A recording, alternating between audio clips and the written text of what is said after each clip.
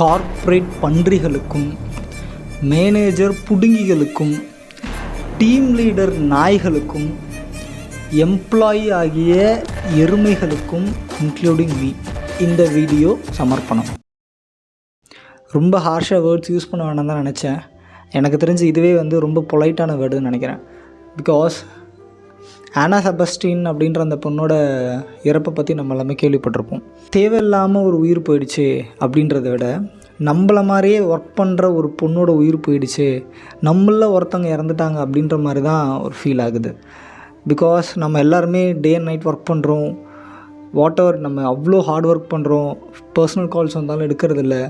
Work life பேலன்ஸை மறந்துட்டு தான் நம்ம ஒர்க் கல்ச்சர்லேயும் சரி ஃபேமிலி சுச்சுவேஷனையும் சரி பார்த்துட்டு வரோம் இல்லையா. ஸோ இதுக்கு நடுவில் இந்த மாதிரி ஒரு சாதாரணமான ஒரு பெண்ணோட வாழ்க்கை இன்றைக்கி இல்லை அப்படின்னு நினைக்கும் போது ரொம்ப வருத்தமாக இருக்குது. வீடியோவில் அம்மா அந்த லெட்டரில் என்ன எழுதியிருக்காங்க, அண்ட் தென் ஆனா செபஸ்டினோட ஆஃபீஸில் என்ன மாதிரியான பாலிடிக்ஸ் நடந்திருக்கு, கார்ப்பரேட் என்ன மாதிரிலாம் நடந்துப்பாங்க அப்படின்றதோட ப்ரூட்டல் ட்ரூத்தை நான் இன்றைக்கி உடைக்க போகிறேன்.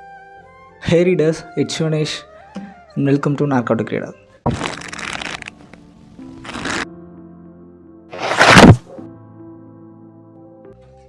அவங்க அம்மா அந்த லெட்டரில் என்ன எழுதியிருக்காங்க அப்படின்னா, என் பொண்ணு ரொம்ப நல்லா படிக்கிற பொண்ணு, ஸ்கூல்லேயும் சரி காலேஜ்லேயும் சரி சார்ட்டர்ட் அக்கௌண்ட்டில் டிஸ்டிங்ஷனில் பாஸ் பண்ணா, she's such a knowledgeable person அந்த மாதிரி மென்ஷன் பண்ணியிருக்காங்க. அண்ட் தென் இது அவளுடைய ஃபஸ்ட்டு ஜாபு, என் பேபியோட ஃபஸ்ட்டு ஜாப் அப்படின்னு சொல்லியிருக்காங்க.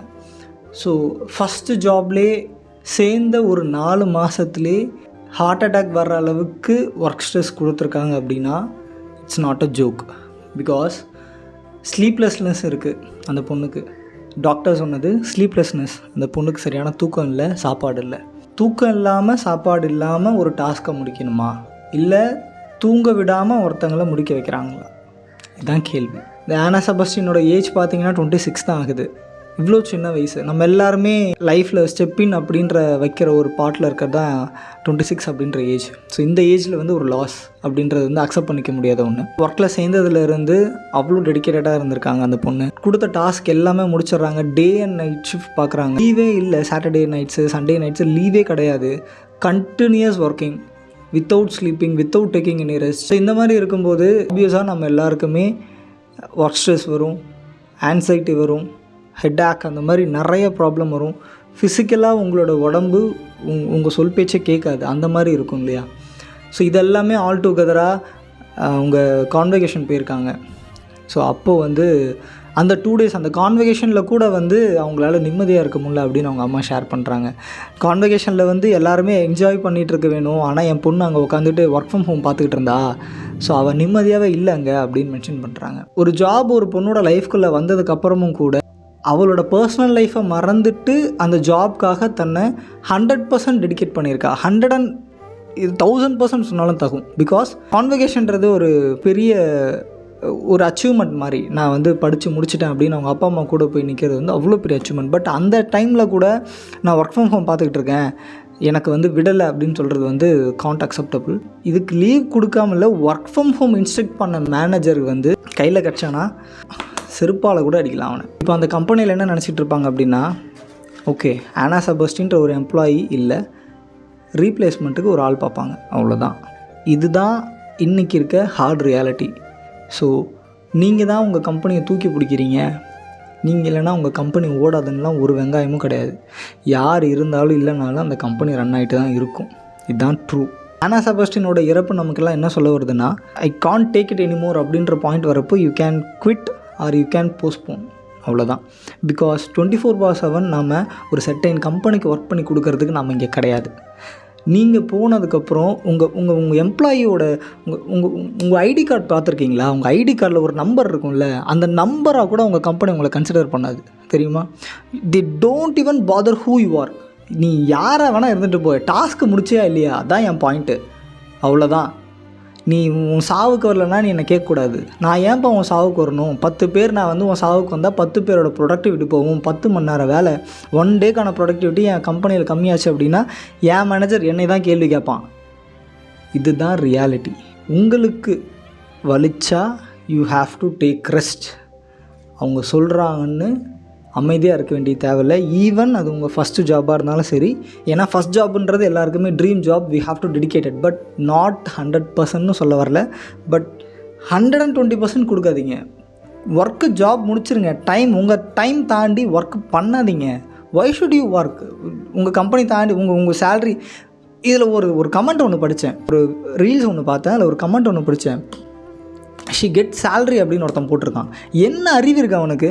அவன் என்ன கொடுத்தாலும், அவன் எவ்வளோ வேலை கொடுத்தாலும் 24 மணி நேரத்துக்கு தான் அவன் அந்த சேலரி எனக்கு அலாட் பண்ணியிருக்கானா?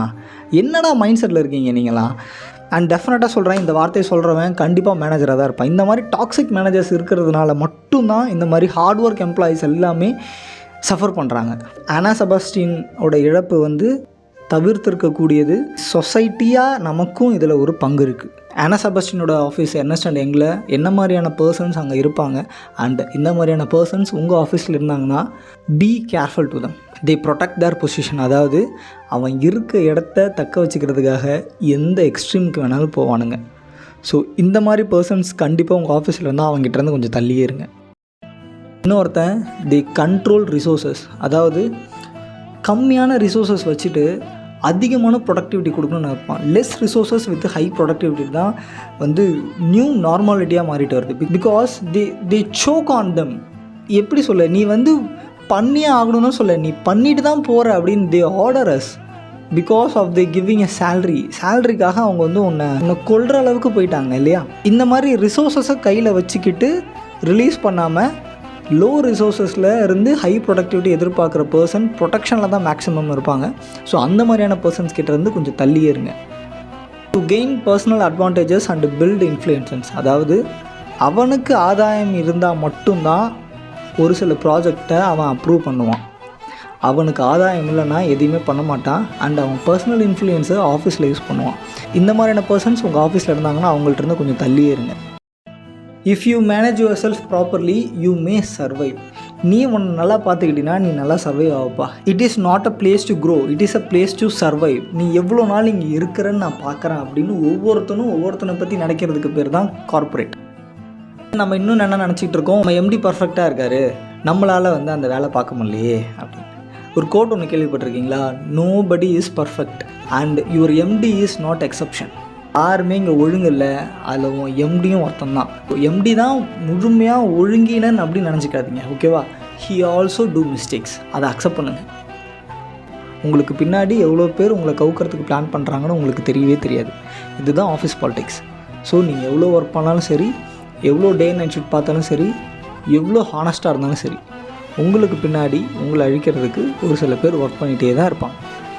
நீ எப்படி வந்து உன் பக்கத்தில் இருக்க எம்ப்ளாயி கூட போட்டி போடுறியோ அதே மாதிரி தான் உன் பிஸ்னஸும் இன்னொரு பிஸ்னஸ் கூட போட்டி போட்டுக்கிட்டே இருக்கும்.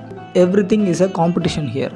ஸோ இந்த காம்படிஷனில் சஸ்டெயின் பண்ணுறதுக்கு என்ன வேணால், யார் வேணால், எப்படி வேணால், எங்கே வேணால் நடந்துப்பானுங்க. அண்ட் கடைசியில் சஃபர் ஆகிறது எல்லாமே எம்ப்ளாயியான எருமைங்க நம்ம தான். ஆஃபீஸில் வந்து பாலிடிக்ஸ் பண்ணுறது யாருன்னு தெரியுமா? The most genuine person you think. அதாவது இந்த மாதிரியான ஒரு ஜென்யூன் பர்சனை நான் பார்த்ததே இல்லைன்னு ஒரு சில பர்சன்ஸ் இருப்பாங்க இல்லையா ஆஃபீஸில், அந்த மாதிரியான பர்சன்ஸ் தான் ரொம்ப தெளிவாக பாலிடிக்ஸ் பண்ணுவாங்க. கார்ப்பரேட்டில் வந்து வேலைக்கு சேரணும் அப்படின்னா ரெஸ்யூம்லாம் உங்களுக்கு தேவைப்படாது, ஸ்கில்லும் உங்களுக்கு தேவைப்படாது. What you know is apart from that, who you know is a major thing. உனக்கு யார் அங்கே தெரியுன்றது தான் இங்கே மேஜர் கொஷின், ஓகேவா? உனக்கு என்ன ஸ்கில் தெரியும், என்ன படிச்சிருக்குன்றலாம் மேட்ரே இல்லை. ஒரு கார்ப்பரேட் நீ சேரணும் அப்படின்னா உனக்கு அங்கே யாரை தெரியும், அவ்வளோதான். Promotions are based on politics how you play in a last year. Office பாலிட்டிக்ஸை நீ எவ்வளோ நல்லா விளாண்டுருக்கியோ அதுக்கு ஏற்ற மாதிரி உனக்கு ப்ரொமோஷன்ஸ் கிடைக்கும். If you are playing against the office you are getting depromoted or you didn't get any hike. If you are play well you can get higher promotions and higher hike. இதுதான் வந்து unwritten rule in a corporate world. Sebastian மாதிரி work பண்ணுற எம்ப்ளாயீஸ்க்கு இந்த மேனேஜர்ஸ்லாம் வந்து கொடுத்த ஒரு tagline என்னென்னா, reward for good work is more work. ஒருத்தன் நல்லா வேலை பார்க்குறான்னா அவனுக்கு நிறைய வேலை கொடு. ஒருத்தன் வேலையே பார்க்காம ஓப்பி அடிக்கிறான்னா அவனுக்கு நிறைய சம்பளத்தை கொடு. இதுதான் வந்து ப்ரூட்டல் ட்ரூத். இன்னைக்கு அவங்க ஆஃபீஸில் இருந்து ஒருத்தவங்க கூட அவங்களோட இறப்புக்கு போகவே இல்லை அப்படின்றதான் எனக்கு ரொம்ப கஷ்டமாக இருந்துச்சு. அண்ட் தென் அதுக்கப்புறம் தான் தோணுச்சு, yes it is a corporate pigs. கார்ப்பரேட்னால் அப்படி தான் இருப்பானுங்க. கார்ப்பரேட் இப்போ எப்படிலாம் நடந்துப்பாங்க அப்படின்ற ஒரு சில பாயிண்ட்ஸ் பார்க்கலாம். கார்ப்பரேட்டை வந்து எம்ப்ளாயீஸ் எப்படி பார்ப்பாங்க அப்படின்னா, you are a cost cutting material. அதாவது இன்றைக்கி வந்து உங்கள் கம்பெனி இன்கேஸ் ப்ராஃபிட்டை விட கம்மியாக போயிட்டுருக்கு அப்படின்னா காஸ்ட் கட்டிங் தான் பார்க்கும். இப்போது உன் சேல்ரி கிட்டத்தட்ட ஒரு 50,000 அப்படின்னா இந்த சேல்ரி நான் கம்மி பண்ணி இதே பொசிஷனை இதே ஒர்க்கை இன்னொருத்தனுக்கு நான் பார்த்துட்டு ஒரு ஃப்ரெஷர் கொடுத்தேன் அப்படின்னா இந்த 50,000 எனக்கு சேவ் இல்லையா? So you are just a cost cutting material in your entire company. நீ வேணால் நினச்சிக்கிட்டு இருக்கலாம், நான் இல்லைனா என் கம்பெனியில் நான் இல்லைனா இந்த வேலை எவனும் இவ்வளோ ஈஸியாக பண்ண மாட்டான், நான் இல்லைனா வந்து இந்த ஒர்க்கு எவனுக்கும் இவ்வளோ சீக்கிரம் முடிக்கிறது யாருக்கும் தெரியாது நினச்சிட்டு இருக்கலாம். பட் கம்பெனி அதை பற்றி யோசிக்காதுப்பா. உன்னை காஸ்ட் கட்டிங் மெட்டீரியலில் ஜஸ்ட் ரிமூவ் ஹிம்னு போய்கிட்டே இருக்கும். they really don't care about the employees. ரெண்டு விஷயம் கார்ப்பரேட்டில் நீங்கள் ஒர்க் பண்ணிங்கன்னா பண்ணவே கூடாது. ஒன்று, don't ask any questions, and second one, don't raise your voice. இது அன்ரிட்டன் ரூல். இது ரெண்டுத்தையும் நீங்கள் பண்ணிங்கன்னா you won't get any promotions, you won't get any hike. Corporate culture எப்படி டிசைன் பண்ணியிருக்கானுங்க அப்படின்னா, நீங்கள் வந்து இர்ரீப்ளேசபிள் பர்சன்னு நினைக்க வைப்பாங்க. அதாவது ஒவ்வொருத்தனையும் இவன் இல்லைனா இந்த வேலையே கிடையாது, இவன் இல்லைனா இந்த வேலையை எவனாலையும் செய்ய முடியாதுன்னு சொல்லி அன்டில் த லாஸ்ட் மொமெண்ட் வரைக்கும் சொல்லிக்கிட்டே இருப்பானுங்க. அந்த மொமெண்ட் என்னென்னா, உனக்கு இங்கே வேலை இல்லைன்னு சொல்கிற வரைக்கும் சொல்லிக்கிட்டே இருப்பானுங்க. இப்படின்றதுக்குள்ளே வேலையை விட்டு தூக்கிட்டு போய்கிட்டே இருப்பானுங்க. they don't even care about who you are, how many child you have, how many debts you have. They just remove you. Corporate peoples don't care about people, they care about profit.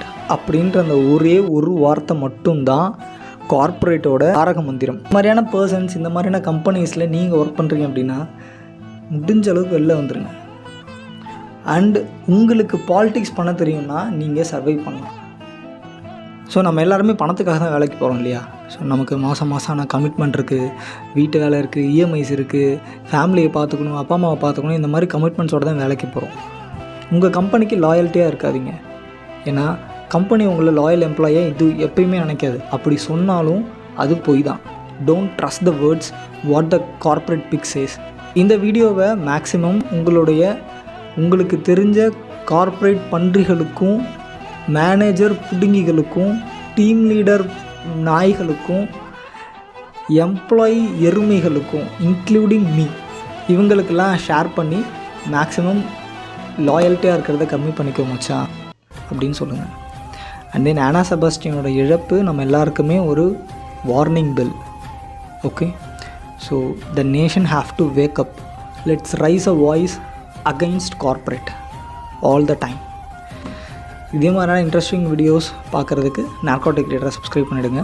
And என்னுடைய ink and think book கிளப்பில் join பண்ணுறதுக்கு டிஸ்கிரிப்ஷனில் free WhatsApp link கொடுத்துருக்கேன், அதில் நீங்கள் join பண்ணிக்கலாம். Alchemy of நத்திங்னு ஒரு book எழுதியிருக்கேன். ஸோ அந்த புக்கோட அமேசான் லிங்க் வந்து டிஸ்கிரிப்ஷனில் கொடுத்துருக்கேன், அதையும் நீங்கள் வாங்கிக்கலாம். அண்ட் இதே மாதிரியான நெக்ஸ்ட்டு இன்ட்ரெஸ்டிங் வீடியோவில் மீட் பண்ணலாம். Until then, bye from Sivanesh.